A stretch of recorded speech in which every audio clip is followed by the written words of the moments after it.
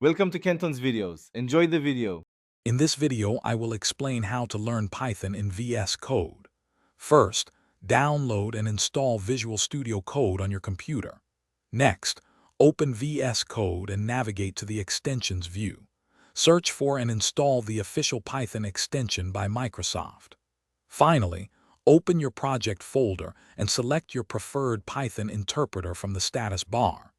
This ensures VS Code knows which Python version to use for your code. Now let's write some code. Create a new file in VS Code and save it with a py extension, for example, hello py. Type a simple Python command such as print hello VS Code.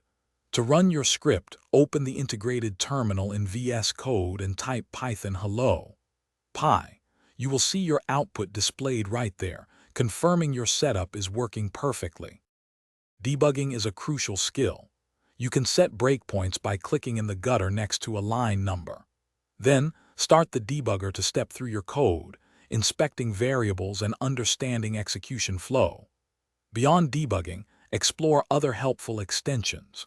Tools for linting like pylint and formatters, such as Black, can significantly improve your code quality and consistency, making your learning process smoother. To truly master Python, consistent practice is key.